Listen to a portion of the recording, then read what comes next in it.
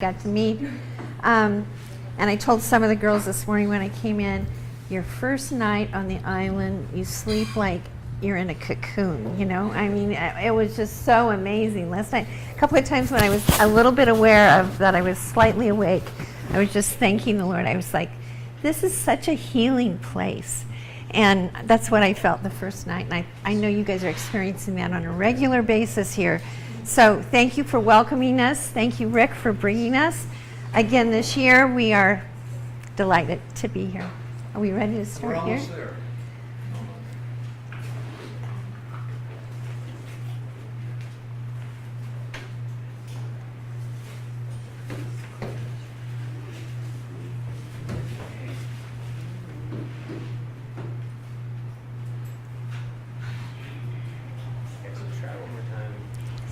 New technology for us. Not for you, but for us, yes.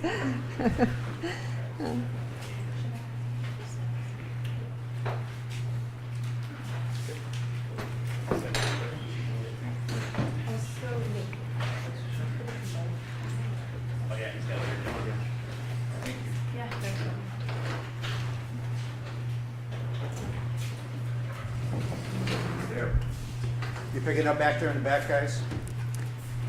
Yes? Are you picking him up? Okay, thanks. Yes, you're good. All right. One more. Well, we're gonna go ahead and get started. I'm gonna let Rhonda talk while I work on this thing here. So Kurt and Ronda Hamner, we are part of Between Two Trees Ministry, and we've been together in relationship for almost 50 years. That's a half a century in case you're calculating. And actually, she doesn't look like it, but I do. So I carry all the age for us, and so it works out really, really well for us. We're here to be able to talk about relationships. We're going to talk about a theology of relationships, and then we want to spend the second half, or really most of the week, really talking about how to pick a mate. Most of you, statistics tell us that 80 to 90% of you will marry sometime in your life. And so that idea of how to pick a mate and the theology behind that becomes really, really important. And so what we want to do is kind of give you the theology and then to begin to unfold that in what it looks like. And I'm going to play with this while Rhonda goes, and I'm going to let you start, Rhonda, telling a little bit about us. So we met doing ministry at a place called Forest Home Christian Conference Center in Southern California, in the mountains of Southern California. And it was a lovely place to meet. Actually, the picture, the black and white, is when we were in our 20s. And a very good friend of ours and knew us independently and invited us to be part of the staff, Ted and Claudia Limpic, good friends of ours, and invited Kurt to be the guys' dean and me to be the girls' dean. And so it was a summer of growing to be great friends because we had not known each other before, and we had a rule: we didn't date people that we were working in ministry with because it can get messy and then it can affect other people, and we wanted to be dialed in on ministry. So it was safe. It was like we didn't even think about dating each other because we had this rule and we had a focus before us, and we were about that focus. So it was a great way to get to know Kurt. Some of the things I observed about him was how he treated other women, and that he had relationships with women for many years that obviously he hadn't infringed upon because they were still very sweet friends at this point in life. He also had a great work ethic, and I was able to see that because we worked together on a regular basis, and I saw also how he loved to build into young men, and that was a focus that he just was really dialed in, and nothing really deterred him from that. Even sports was not top of the line. It was, discipleship of other young men. So all of those things I was like piecing together as we worked together and really admiring him. And I think on the other side, he was doing the same. But it was a great opportunity for us to grow as friends, which we think is a great way to start a relationship instead of a romance. During that time, we also met Rick, because he was bringing his youth group from, was it San Diego then, or was it the desert? Palm Springs. He would bring his youth group up every summer, and we got to know Rick during that period of time, and a number of other people that we have in common, friendships that we have in common. So that was in 73 and 74, 75, 76 that we were involved at Forest Home. And then at the end of our last summer at Forest Home, Kurt proposed to me. We didn't date. This is kind of an interesting part of our story. Because we had this rule, we didn't date people we were involved in ministry, but we knew each other really well. We knew what our life purpose was. And it was sort of like we were living parallel lives, and we looked over and said, that person has the same heart I have, is going in the same direction I am, has the same values I have. I think maybe we belong together. We're a great team. And so God created a romance after the fact, after we realized we were a great team, we were a great fit for what we felt God was calling us to. I felt called to ministry before I even met Kurt, so it wasn't like I'm joining him in his journey. We had a journey that we pursued together. So that was in 1977 that we married in the fall of 77. And so that started a journey of many people. It multiplied. So we had 3 children. Our oldest is 45. He's a pastor in Las Vegas. He has 4 children, 4 of them there. He also married his college sweetheart, and they are newly in ministry because this is a second career for him. So he is a pastor, only been there 2 years in Las Vegas. Our daughter is 41, and she married Adam, and he is a New Testament professor. They are missionaries in Amsterdam, training nationals from Asia, Africa, and the Middle East to be pastors in their own countries. They train for 2 or 3 years, then they go back to their country and are pastors in that country. They have 3 children. So this summer we had this lovely opportunity of having all the cousins together, and they don't get to be together but maybe a couple of times a year, a couple of times in 5-year chunks. So this is only the second time they've been together in 5 years. So really fun to get them all together. And I found this sign, "Love is having cousins," and it has all the wood stalks on the tree there. And they did. They had a ball. We spent a week together in our mountain home in Southern California. Then we also have one more son. Yes. Our youngest son is Graham, and he's 38. He lives in San Diego. And he's far away from us, and he's far away from God. And it's been a really hard struggle for us to have him make this decision quite late in life. At one point, he was pursuing ministry. He had seemingly a heart for ministry, and he's had this huge change in his personality and his trajectory in life, and really given us a big push away. We love him with all of our heart. We pray for him. We reach to him. We have hope that he does know the truth, and at some point God will draw him back to himself. So that's our family of 3 kids and 7 grandchildren. So life together in ministry, actually, like I said, over some 50 years, a half a century. We have found that doing ministry together as a married couple has been more fun than anything we could have ever imagined. It's a delight to us. Does it cause conflict? Only some of the time.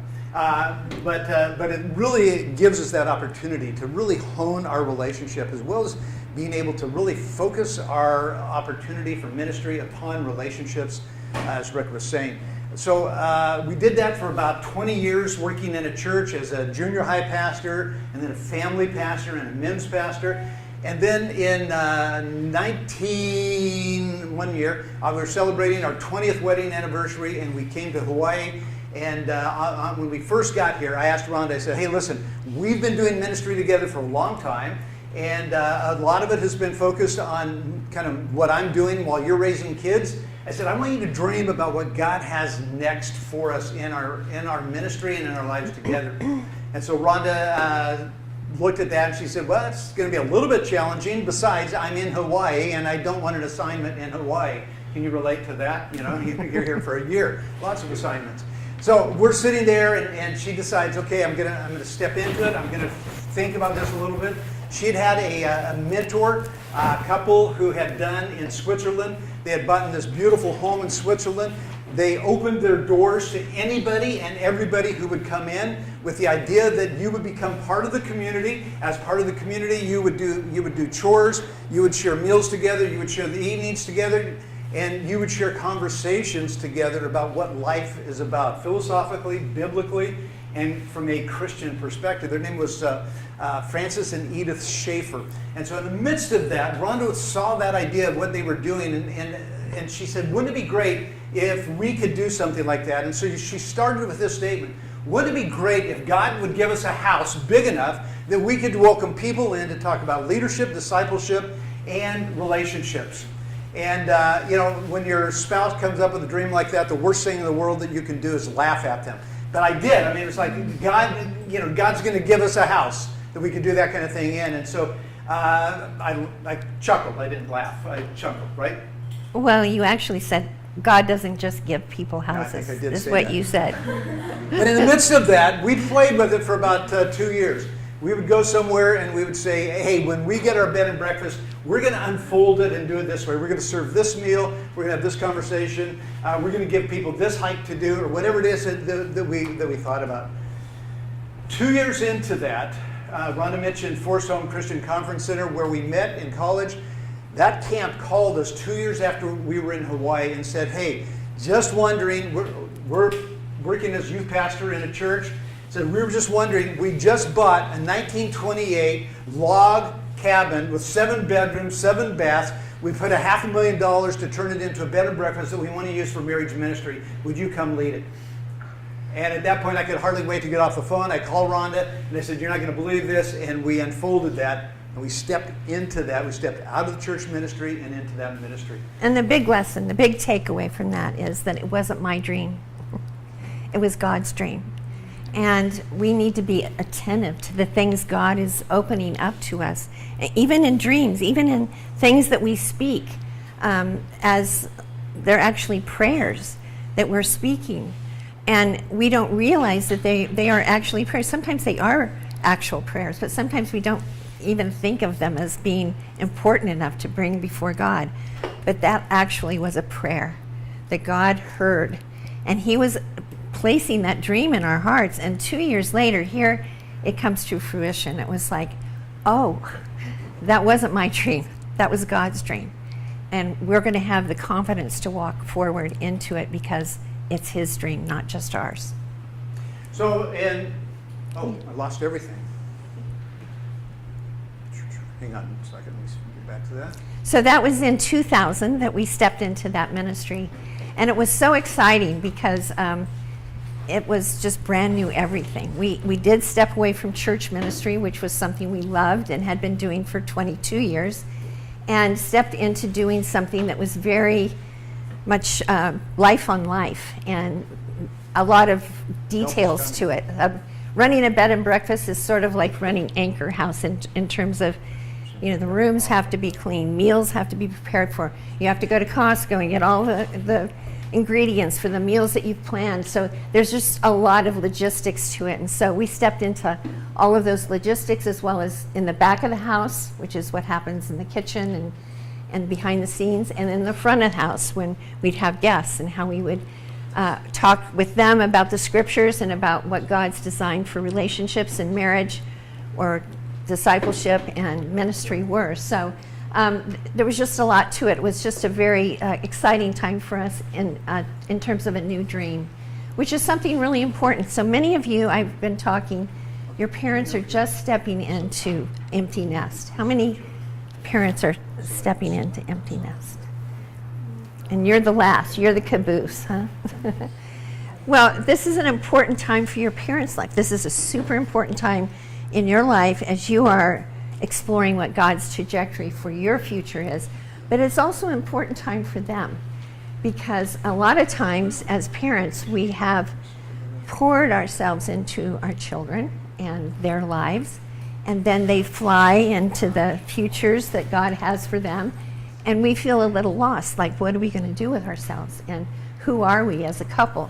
So you can be praying for your parents with that in mind, that your parents are in a new season that God could use in a really powerful way in their life, that God would give them a dream for this second half of their life. The first half was their career and their businesses, but you were a major part of their first half. In the second half, what would God have for them in his kingdom project for them as they go forward? So make that a part of your prayer for your parents as you're far away from them and actually exploring things for yourself. So in January of 2000, we moved in to a new neighborhood and opened up this bed and breakfast. If we could, this is not our home, but if we could, what we would love to do is to invite you around in this living room, around the fireplace, to just hang out and have conversations about relationship. In the January of this year, we made another move. We had a friend who invited us to come and join him and his church in the Central Coast of California to help them develop a marriage ministry there. And so this is the Central Coast. If you know Pismo Beach, we're about a mile from Pismo Beach. We'd like to invite you to come. We'll build a fire on the beach, and we'll just sit around the fire and talk. But because we don't have that opportunity, what we want to do is we would love to get to know you guys better. Rick said that we're not staying here, but we're going to spend as much time here as there is conversation. So we're going to be at meals. We're going to hang out, as much time as you're there and you're going, hey, we'd love to talk. So we're here and want to be available to you guys. We want to talk about whatever's going on in your life, or just to get to know you and just become familiar with what your dreams are here at Anchor House.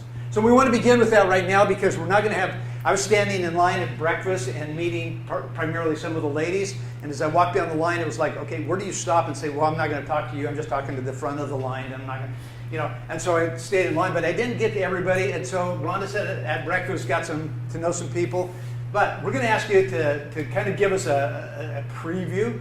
We're going to go around the room and have you introduce yourselves again. I know you've done this numerous times, but we weren't here. So what we'd like you to do is to introduce yourself, tell us where you're from, tell us, we'd like to get an idea of your age, but just tell us the year you graduated from high school. How's that? That way you're not having to place anything else. Tell us the year you graduated from high school, and then tell us where you fit in your family as far as your siblings. Are you the firstborn, middle? Where you fit in that. And then the last question is this. You're going to finish the sentence, because we're talking about relationships. You're going to finish the sentence, love is.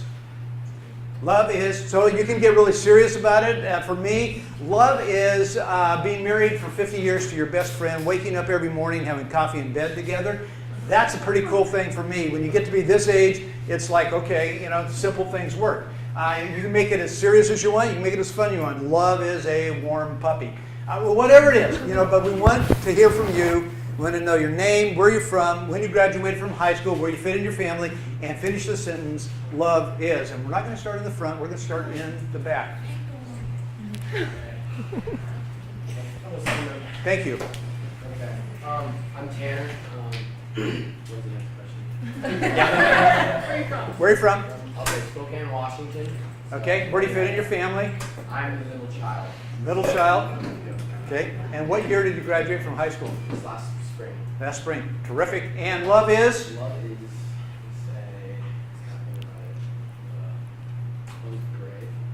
Brave. Beautiful. I love that. All right. Addie? I'm Addie. Maggie. I am from Auburn, California, which is like Northern California. I just graduated.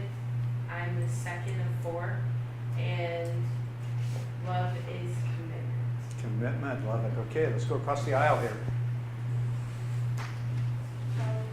I'm Polito. I know you. I'm from originally Maui, now Mexico. I am a middle. I graduated this spring, and love is trust. Trust. Beautiful. And pronounce your name. I'm going to get it, but pronounce it. Halia. Halia. Okay. It's almost like the Hebrew Hallel, which is, hallelujah. It's praise Yah, praise God. Oh, good. I'm Isaac. I got out of the car with Rick when Yes. he brought you guys. Yes. I graduated high school this year, so I'm freshly 18. Let's see. I am the oldest child. My baby brother is 1 year old. He turned 1 year old about a week ago. One. Wow. One. Whoa. Wow. Love is Jesus. Very good. I'm Emma. I'm Emma. I'm from Washington, Western Washington. I graduated 2023, so I'm 19 now. I am the second born of 5 kids. And it might seem trite, but when you said love is, I just thought of 1 Corinthians 13. Love is patient, love is kind, and etc. That's very That's good. the That's perfect wonderful. answer, actually. I'm Poppy. Wait, what were the questions? Rainbow. I graduated 2023. I'm the second of 4 kids. Love is. Love is a verb. Oh, I Yeah. excellent. Very good. Poppy and I share the same name. My grandkids call me Poppy, so. I'm Ian. I'm the middle of 9 kids. I'm from Colorado, the best of the best. Yeah. What's the last question? Love is. Oh, love is chaotic, sporadic. Ooh, honesty. Good. My name's Silas. Oh, I graduated this year. Oh, good. Good. Good job, Ian. My name is Silas. I'm the middle of 5. I graduated this year. Where are you from? I'm from Saskatchewan, Canada, and I think love is selfless. Great. Silas. That's the middle. Oh, so can I ask you a question? Yeah, So your name, is it biblical or literary or family? Where did it come from? the Bible, yeah. Yeah, Paul and okay. Silas. Good. Paul and Silas. Good name. All right. I'm Alejandro. I'm from Mexico. I'm the oldest in my family, and I graduated this year. Love is hard work. Oh, beautiful. Alejandro, you're going to have to work with me because I'm dyslexic. When I get a name that's that many syllables, I reverse my syllables. So be patient with me. Good. Alejandro. Brad. I'm Brad. I'm 18. I graduated this last school year from Western Washington as well. And I would say love is sacrificial. Great. I am Ben. I am from Central Minnesota. I graduated 22, so I'm 20 years old.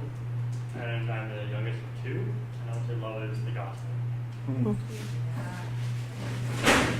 I'm Kelvin Evans. I'm from Phoenix, Arizona. I'm graduated in spring 2024, so just a couple days ago. I'm the youngest of 4. And then similarly, when I thought of love is, I thought of John 15:13, which says, "Greater love has no man than this, and to lay down his life for a friend." Thanks. Sorry, that was so fast. Hi Lily. I am the oldest. I'm the little sister. I graduated in 2023, and I'm from Minnesota, but I live in Marridge. And then I said love is a sacrifice. Yeah. Perfect. Good. I'm Tabitha. I'm 18. I just graduated. I am younger than my sister. She's 30. I'm 18. And I'm from Maui. And love is always being there for each other. Yeah. Excellent. I'm Lexi. I graduated this spring. I'm the oldest of 6, and I'm from Minnesota. And love is self-sacrificial. I'm Haley. I graduated in 2016, so I'm 26. I'm the oldest of 2 sisters.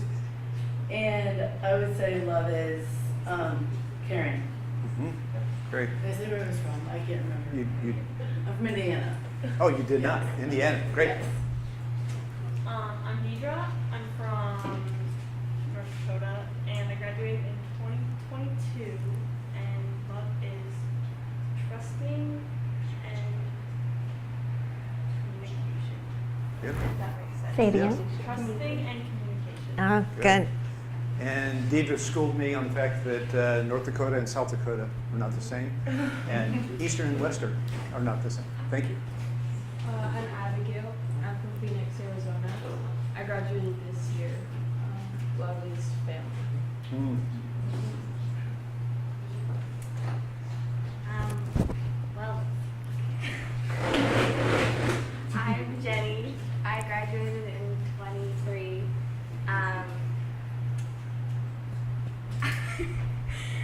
What was the other question? Where are you from? Okay, I'm from Washington, Western Washington, and the descriptions of love that I thought of, everybody said. So I think that love is a choice, but I also think that it's simple in ways. Great. Thank you. I'm Allison. I'm from Alaska. I graduated in 23 as well, so I'm 19. I am the youngest of 3. I've got an older brother and older sister. And I think love is an art. Say it again. An art. An art. Ooh, nice. I'm Lena. I graduated in 2024. I'm from Ontario, Canada.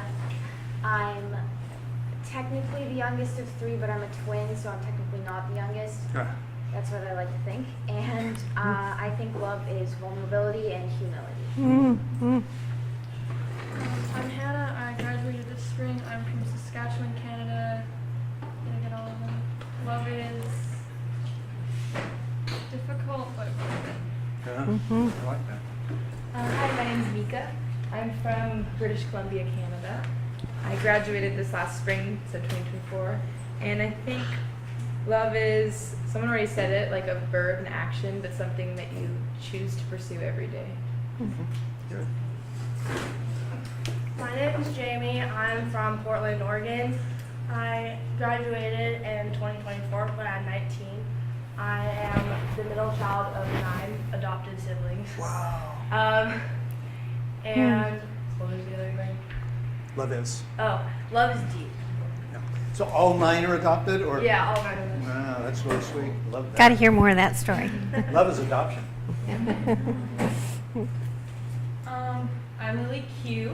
I'm from Minnesota. I just graduated this year, so I'm 18.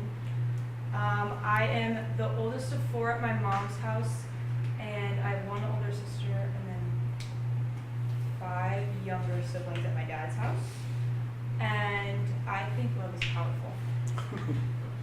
Like that. My name is Sophia. I'm from Minnesota. I graduated this past spring. I'm the youngest of 5, and love is gentle. My name is Kaisley. I'm from Northern Colorado. I'm 18, youngest of 4 siblings, and I think love is a choice as well, but like friendship. Just to help you, Kaisley helped me this morning. It's not Paisley, but Kaisley with a C. She helped me You as got well. that too? Yeah, I like that. I'm Megan. I graduated in 23. I'm from San Diego. Youngest of 2, and love is grace. Grace, yeah. Good. All right. Hey, you guys could write the book on relationships. I'm Yeah. not sure why you need us here. I mean, you have defined love in just incredibly biblical and active and sacrificial kinds of ways. I wish we recorded it and put it in a book. Wouldn't that have been cool? So you're We have it. We have the it recorded. class is We over. could do it. No, we'll continue. We've got some outlines here, and you could tell with the computer that I'm not real techie. So actually, this was a PDF, and I didn't know how to change it. So the date is actually last year's date. I apologize for that, but that is where we go. One of the things you're going to want with this outline is you're going to want to write down some important things. Let me give you a cue about the important things that are going to be said. If Rhonda's talking, it's probably pretty important. Write it down. If I'm talking, you probably can, that's when you can take a little bit of a break. No, that's not true. Today I'm going to be speaking on my own, both in this Yes. session and at 11 o'clock, and possibly tomorrow morning. And then we're going to pick up. Ronda's going to join me, and we're going to talk together about this idea of what does it look like having walked through this idea of a theology of relationships, a theology of marriage.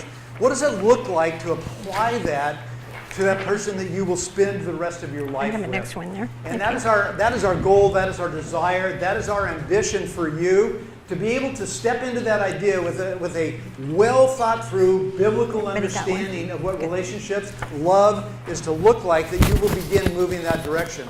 Our assignment this week is to generate a setting for you to begin to uncover some of the questions that revolve around relationships, that we can give you a framework to answer some of those questions, that you can live in the culture. I mean, this cultural time is a crazy time to live, you guys. Relationships are always challenging, but you have been born into a very specific time where relationships have a very central and important piece of really coming together. Living in modern culture generates a lot of issues. Singleness, sexuality, gender, identity, marriage, purity, virginity, patriarchy, feminism, ecclesiology, the study of the church. All of those things come together. We'll answer some of the questions, but bottom line, we want to lead you to a place where answers to these questions will have foundations that are biblical, theological, and that you own on your own, that become part of life for you. To be able to stimulate those kinds of questions, we want to go back and to challenge some of your beliefs. We want to get to the place of giving you some biblical context to be able to place those things that shape your choices in the relationships that you make now, as well as relationships that you have as you step into the future. This is not a rhetorical question. This is a question for you. What are some of the messages about relationships that fill your screen? When you are just scrolling, when you're looking at videos, when you're talking with friends, you're on the screen, what are the messages that are coming loud and clear from the culture about relationships? What are you hearing? Brad? From the culture, it's Purely sexual, yeah. Okay. What else? Yeah, just shout them out. Yep, you're good. I think one thing that I've noticed is like it's kind of looked at like something you can solve as opposed to something that like is different and unique for everybody. So there's not like a cut and dry way to do it perfectly. Yeah. There's not like a recipe to have a perfect marriage or any relationship. Yeah. We use the word dynamic maybe. Yeah, I mean, and the sense of the dynamo of that is within the people in the relationship. Yeah, absolutely. Yeah. That women are leading the relationship, leading the family. Yeah, I mean, big shift in the culture where, and even in the Christian culture, where there is this whole idea of kind of the neo-feminism and what's kind of come out of that, and the idea that women are leading in relationships. And that's pretty intimidating to guys at times. And pretty heavy place for girls, women, to be having to really face culture. Some others that you're hearing from the culture. Vengeful spite. Across the board. I mean, between men and women, and some of those things, both, some of the things that have come back were some of these aggressive male responses to this heavy-handed feministic culture that's out there, but the other way as well. Boy, the whole idea, every guy, all you got to do is just call yourself a man, and patriarchy and the idea of dominance is not far away. And then let's talk about politics. Well, let's not talk about politics. I mean, everything as far as the sense of vengeance between each other. Anybody else? Yes.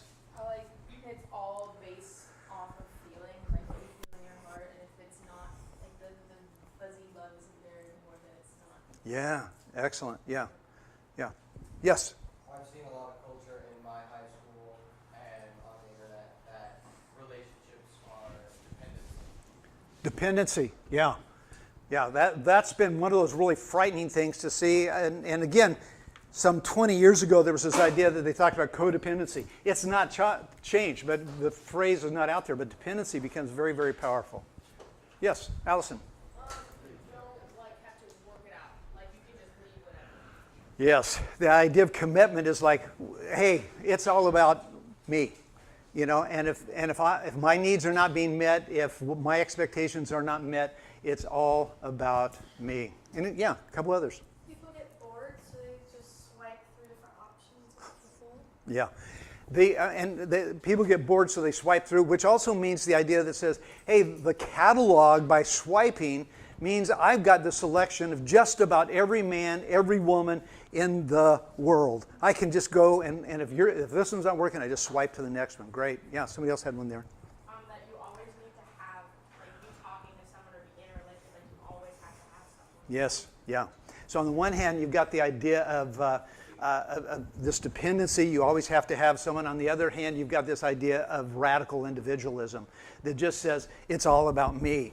And neither one of them really fit a biblical or even a healthy context of what relationships should look like. Yeah.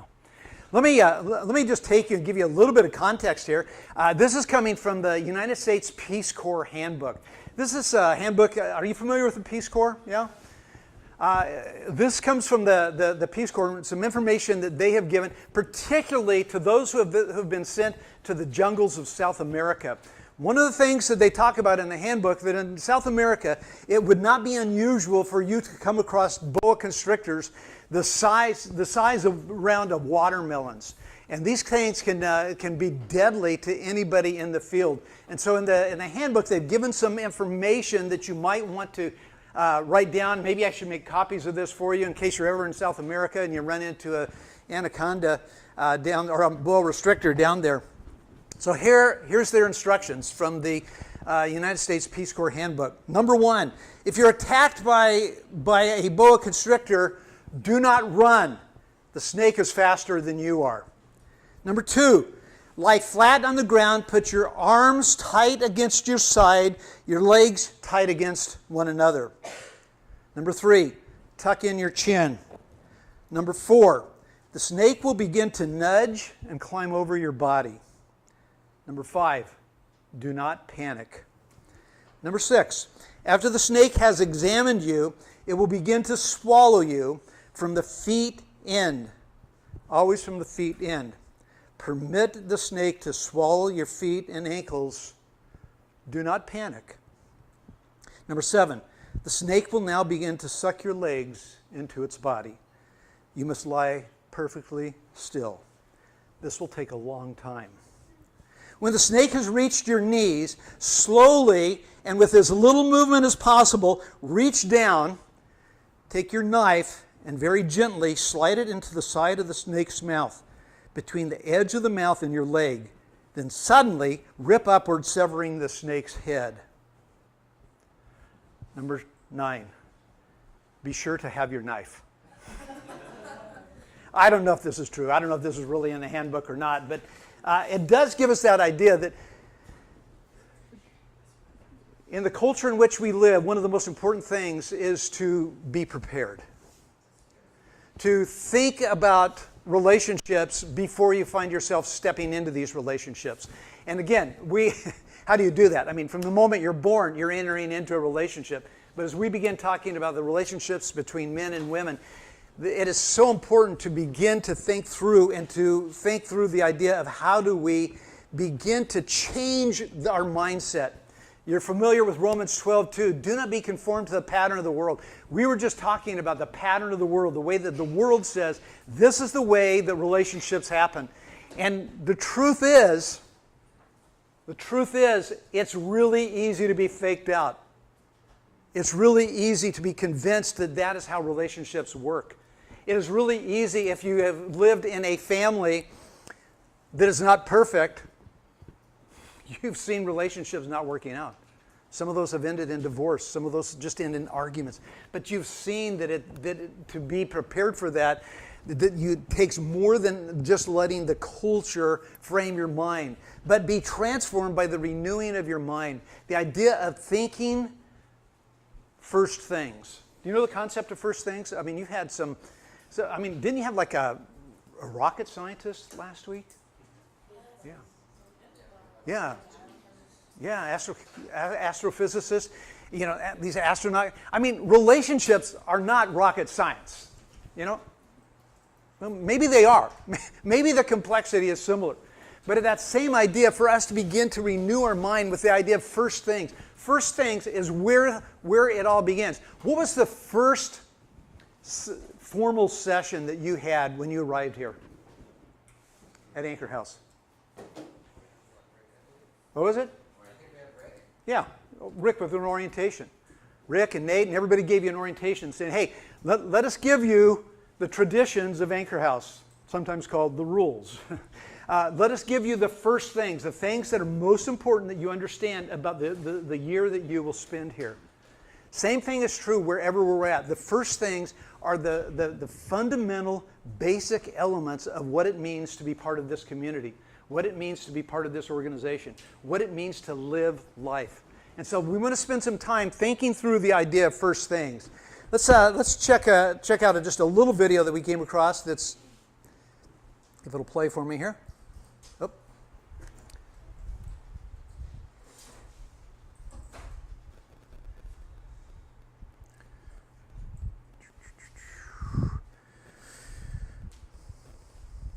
Okay, that's supposed to click and, okay, patient with me here for a minute. I'm going to go back. Just pull this thing up.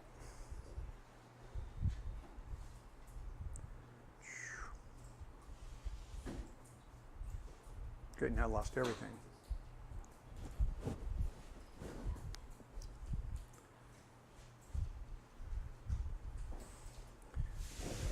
There we go. We're going to do this.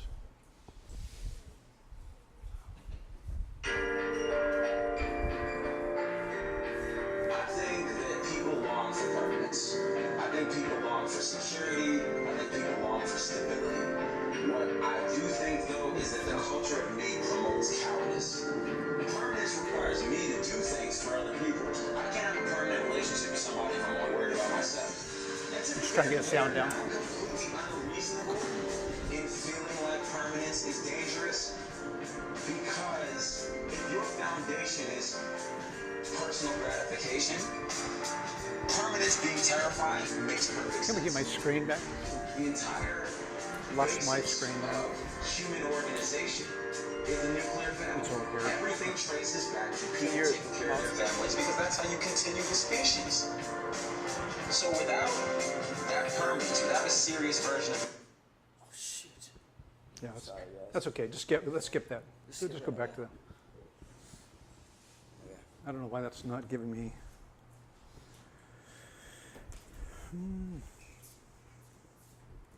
All right. So basically, in that video, it was talking about the idea of the culture, what the culture is like in this idea of radical individualism. That what really matters is how my needs are met, how my fulfillment comes together as the most important element of what's going on. This is the story.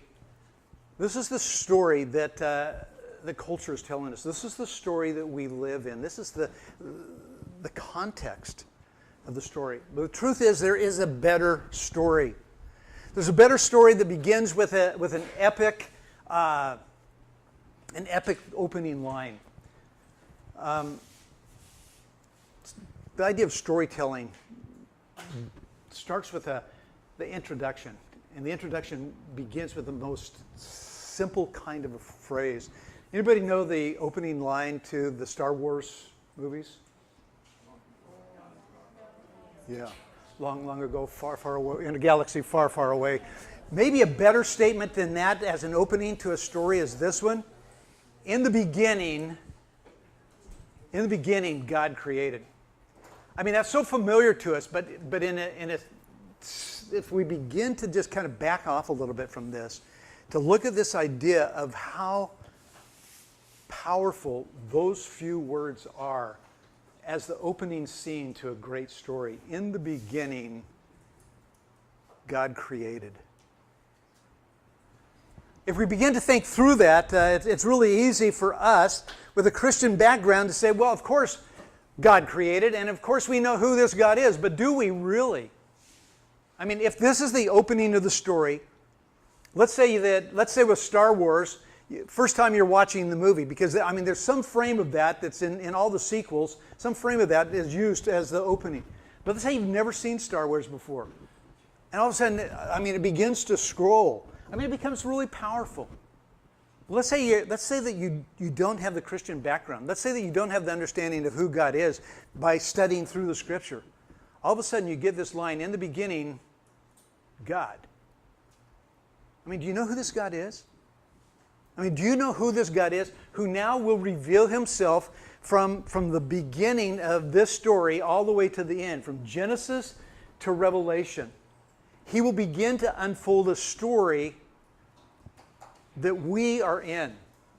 Who is this God? What do we know about him? We think that we know a lot about him. We think that we know his name. What is his name? What? Yahweh. What else?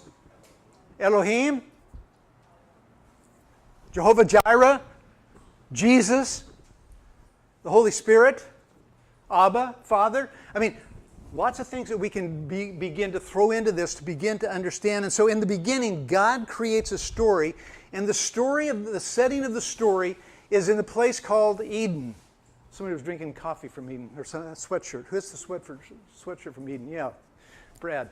How many of you have visited Eden Coffee? Yeah, it's our favorite place on the island. So, God creates, in the beginning, God creates, and where he creates is a place called Eden. Eden is the most specified, most detailed environment for relationships to flourish. Why would Eden be a perfect place for relationships to flourish? Because God is there? It's perfect. Everything that you need is there. And so we begin to think through what that would look like to be in that place. It is the place of happiness. It is the place of blessedness. It is the place of shalom. Anybody give a definition of shalom? Peace. Okay, it's the greeting. Peace with you. Any others? Yeah, okay. The idea of shalom, though, is peace as in the idea that everything is as it ought to be. So to live in peace is living in a place where everything is as it ought to be. So that is exactly the definition of what Eden is. It is shalom. And yet in the midst of that, we see the story begin to unfold. And how do we maintain this sense of shalom outside of the Garden of Eden, as someone would say, east of Eden, where we live? How do you begin to find and pursue this sense of, especially in relationships, everything as it is? And you begin to really understand, and I'm sure that you've had some of this already, the story arc of the Scripture. Story arc of the Scripture goes something like this. In the beginning, it's creation, then the fall, Adam and Eve sin, and they take all of humanity down that path with them. Then redemption, which is the gospel, the story of Jesus. And then finally we end up with renewal at the end. This is an incredible arc of a story that begins from the beginning, goes all the way to the end. It begins with the idea of shalom. It goes to the place of brokenness, to the place of redemption, and to the place of shalom again. So what does this begin to look like in the Garden of Eden? It is the place where God's glory is displayed like no other place other than heaven itself. Where's this t-shirt? Right here. Tell me your name again. Lily. Lily, stand up and let everybody see your shirt. Turn around. Eden is a place where heaven showed us itself on earth like no other place. It is the place of shalom. Very good. Thank you. It is the place when Jesus is praying that when we move to this place of redemption, heaven can be restored to earth. What does Jesus, when he instructs his disciples to pray, what is the prayer? Give us this. Anybody know it? The Lord's Prayer. And how does it go?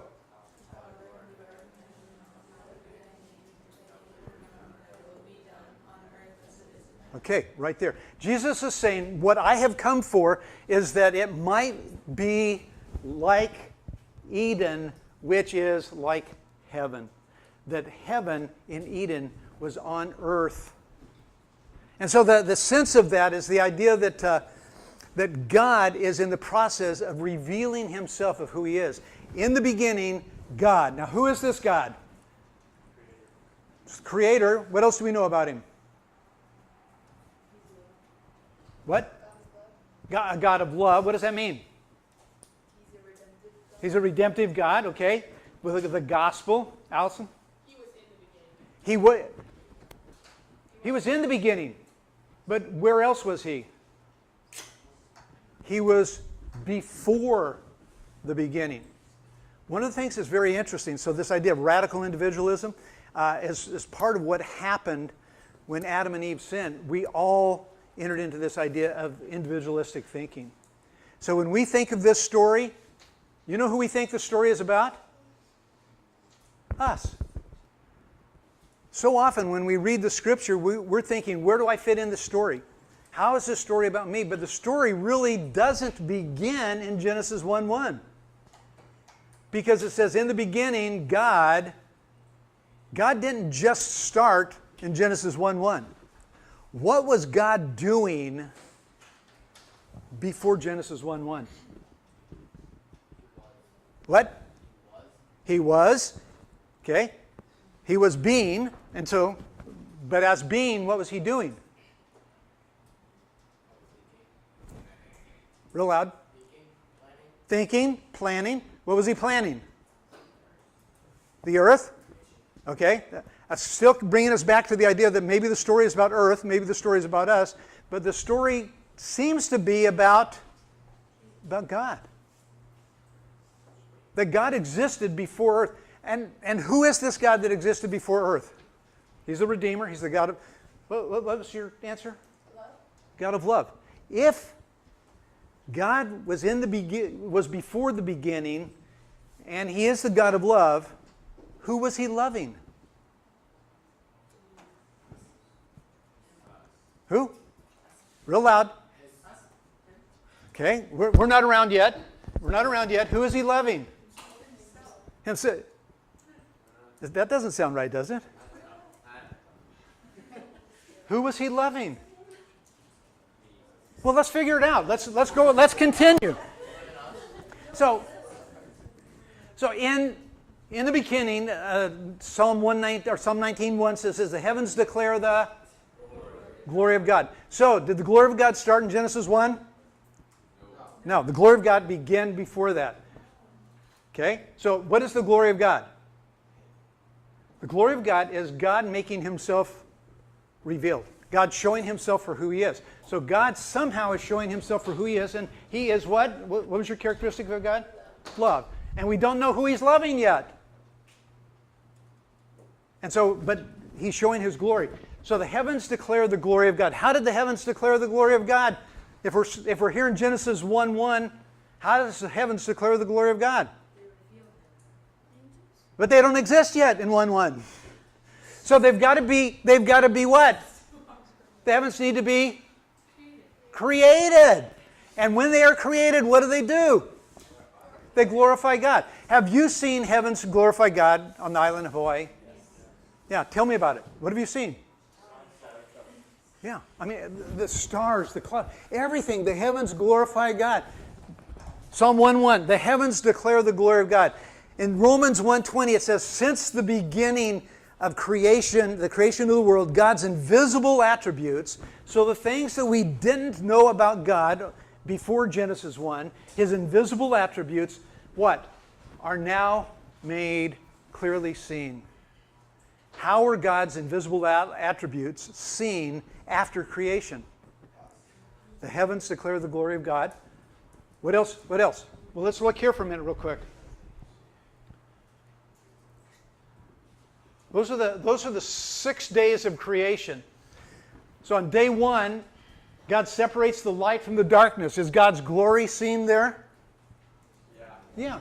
Okay. Day 2, he separates the waters from the dry land, makes the seas. What do you see? Have you seen God's glory in the ocean around you? I mean, when you fly in here and you find this speck that you're going to land on, and you see these seas all around you, immense, huge, powerful, deep, God's glory is there. And then he begins to gather the water and the dry land, places the land there, begins to put vegetation on it. Is God's glory seen? Yeah. I mean, the vegetation in Kauai is spectacular. So God's glory. Then he makes the moon and the sun and the stars, separates the stars. Have you seen the stars here? Are they magnificent? What do you see when you see the stars? God's glory. Okay, so it begins to unfold. Then he makes the fish and the birds on day 5. What do you see? God's glory. What about day 6? What does he do on day 6? He creates man. Do you see God's glory? How is it expressed? At the end of every day, what does God say? At the end of every day, God says, it's good. Why did God create? What? Because it's good, but to glorify himself. So if God says at the end of the day, the word actually is the Hebrew word tov or tob. And so it is the idea that it is good or beautiful. Does God do good work? I mean, you guys have said it. You've seen it. You look at it and you go, wow, God does beautiful work. But the word also means complete. So at the end of every day, God looks at what he's created and he says, wow, tov. He says it's good, it's beautiful, and it's complete. What is complete? What was his goal for that day? Let's go back here to, on day 1, what was his purpose? Was it to separate the light and the dark? No, what was his purpose? To glorify himself. On day 2, was his purpose to separate the waters from above and the waters below? What was his purpose? On day 3, 4, 5, day 6, glorify himself. So God glorifies himself in what he has made. Do you get it now? In the beginning, God. Who is this God? As the story unfolds, if we haven't heard the story before, we don't know. But he now begins to tell us about himself. He tells us of his glory. He tells us about his magnificence. He tells us about his beauty. He tells us about his faithfulness, his consistency. We begin to learn all of these things. And so that's why it says that the heavens declare the glory of God. And in each day, God says, I've done what I intended to do. It's complete. It's beautiful. It's good. And on day 6, he creates what? And it's good, right? No. What does he say in Genesis 2:18? Well, he says it's great. And eventually it becomes very good, but before that it has to be... He said, so God creates man. He looks down and he sees the man. The man's name was? He sees the man and he says, what? In 2:18. Do you have a Bible? Genesis 2:18. Yes? It's not good that man should be alone. I'll make him a household fit for him. Okay, so Adam was not beautiful, right? Adam was not good, right? No. What does it mean? What? Okay, we're going to stop right there. Day 6, God's purpose is to do what? Glorify himself. He makes man, and what's his name? And then he says, it is good, right? No, he says what? It is not good, and the reason was, Isaac? Because he's not complete. And God's purpose is not complete, because God's purpose is to do what? Glorify himself, which means he's going to reveal who he is. So now this God, who is God in the beginning and God before the beginning, now God in our story, he is revealing himself day by day. He gets to day 6, and he has the meal, and now he says, it's not good because I'm not done yet. What is he not done with?